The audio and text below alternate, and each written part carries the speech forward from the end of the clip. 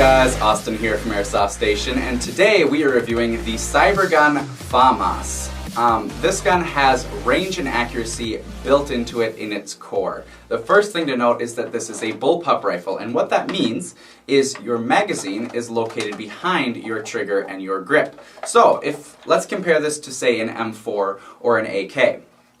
This would be my stock, this would be my grip and my trigger. My magazine would go in right here, which means my chamber would be right here, which would mean my barrel is about this long. Now that's not extremely long.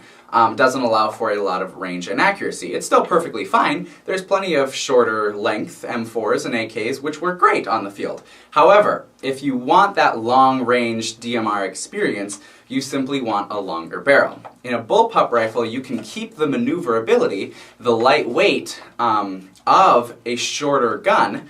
However, your chamber is here and your barrel is this long as compared to this long. So essentially, you keep that maneuverability, that lightweight, that easy, manageable short barrel, while still having, in reality, a very long barrel for that range and accuracy. Also, you've got a bipod built right in here because they know that you're going to be taking those accurate shots with this. You're going to want to post up somewhere.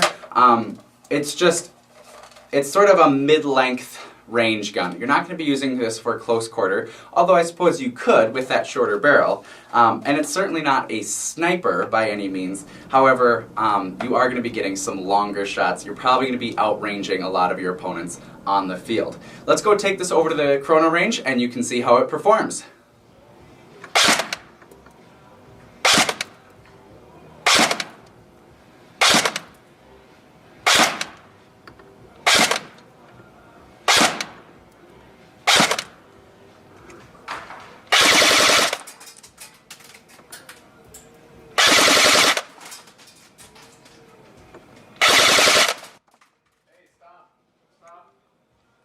Battery removal and installation for the FAMAS is a little bit different than standard guns. It is stored up here in the front housing of the gun, and the way you access that is you hit the initial safety here and then actually push it a step farther. There's sort of a two-stage safety here. So the first one is for the trigger. That's going to bring it to a 90 degrees, and then the second one is even a little bit farther. And then from there you can just grab the lower portion of this, where the rail is, and give it a little bit of tug and it'll pop right off. Your battery and fuse is right up there in the front. You can go ahead and disconnect that, and then installing it is the same. Ensure that your safety is pushed beyond that 90 degrees.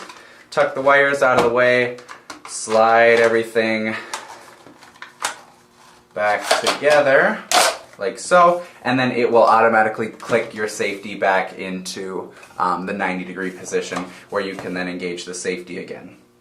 As you guys could see for yourselves, the FPS is just low enough to meet CQB play limits at 350. So how awesome would that be? You have the maneuverability to play CQB as well as the FPS. However, you have that range and accuracy for that long range shooting. Seriously, how awesome is that?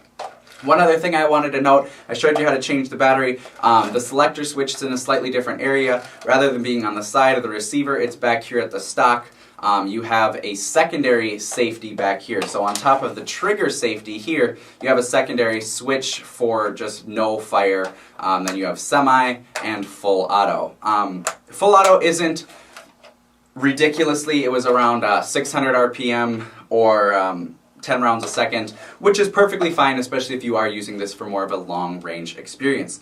That's about it. If you have any other questions, leave them in the comments below, and until the next one, have a good one, guys.